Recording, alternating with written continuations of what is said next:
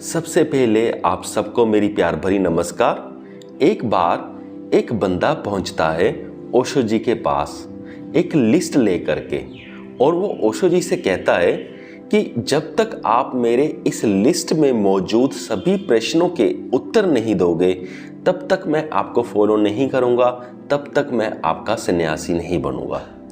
तो तब ओशो जी उस बंदे को कहते हैं कि आप अपनी लिस्ट को बंद कर लीजिए और अपने पास ही रखिए, क्योंकि इससे कुछ होने वाला नहीं है, ना ही मैं कोई तुम्हारे किसी भी प्रश्न का उत्तर दूंगा। तो ओशो जी ने ऐसा इसलिए किया क्योंकि ओशो जी कहते हैं कि डाउट्स या प्रश्नों के उत्तर देने से कुछ नहीं होता। अगर हम किसी डाउट को या किसी प्रश्न का उत्तर देते हैं तो वो क्या होगा, वो एक प्रश्न खत्म हो जाएगा, लेकिन उसकी जगह पर 4 प्रश्न और आ जाएंगे। ये ठीक वैसा ही होता है जैसे कोई पेड़ होता है, पेड़ के सपोज करो हमने एक पत्ता काटा तो वहाँ पर 4 और उगाते हैं। तो एक्चुअल में जो फोकस करना होता है वो हमने अपनी डाउट्स के ऊपर फोकस नहीं करना होता, हमें अपने डाउटिंग माइंड के ऊपर फोकस करना होता है, यानी कि जो ये डाउट्स बनाता है। और डाउटिंग माइंड हमारा ऐसा होता है कि अगर इससे किसी भी चीज़ पर फोकस कर दिया तो उसी चीज़ में ये डाउट्स निकाल देगा।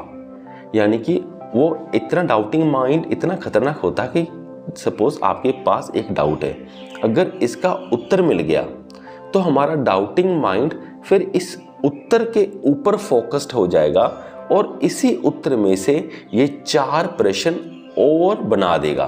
तो सपोज करो अब उन 4 प्रश्नों का उत्तर मिल गया तो डाउटिंग माइंड फिर उन्हीं 4 उत्तरों से 16 प्रश्न और बना देगा। तो ऐसा चलता है ये डाउटिंग माइंड। फिर ओशो जी ने कहा कि पहले आपको सिर्फ ट्रस्ट करना पड़ेगा, मुझ पे ट्रस्ट करना पड़ेगा, और जो तुम्हारे डाउट्स होंगे वो भी तुम्हारे साथ ही रहेंगे। ऐसा नहीं हो सकता कि 100% ट्रस्ट पहले ही दिन से बन जाए। डाउट्स तुम्हारे साथ रहेंगे, पर आपने ट्रस्ट करना है, अपने डाउट्स को साथ लेकर ही करना है, यानी कि दोनों साथ साथ चलेंगे, ट्रस्ट और डाउट्स। और फिर क्या होगा, और उसके नेक्स्ट स्टेप में आपने क्या करना है कि जो भी कुछ करने को होता है, जो भी टेक्निक्स मिलती हैं या कुछ भी होता है, आपने वो साथ साथ करते रहना है और डाउट्स को भी छोड़ना नहीं है। ऐसा भी नहीं है कि डाउट्स को फोर फ्रंट पे रखकर चलना है, यानी कि डाउट्स को आपने अपने माइंड के किसी कॉर्नर पर रख देना है और वहाँ पे ज़्यादा ध्यान नहीं देना, पर वो सब कुछ करते रहना है जो ज़रूरी है। इसे हम इस एग्जाम्पल से भी समझ सकते हैं कि जैसे हमारे पास एक रूम है, अगर हम रूम में कोई काम करना चाह रहे हैं तो सपोज करो कोई रूम के सेंटर में कोई ऐसी चीज़ पड़ी है जो हमारे काम को रोक रही है, तो हमें करना क्या है, उस चीज़ को एक बार पकड़कर कॉर्नर पर रख देना है और अपना काम करते रहना है। तो ठीक वैसे ही हमने अपनी डाउट्स को अपने माइंड के किसी कॉर्नर पर रख देना है, उन पर ज़्यादा ध्यान नहीं देना और अपना काम करते रहना है और आगे बढ़ते रहना है।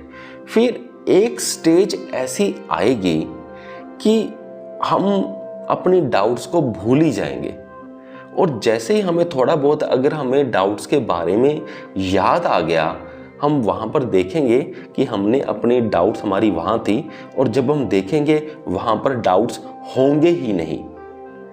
यही एक चमत्कार सा हो जाता है स्पिरिचुअल पाथ के ऊपर।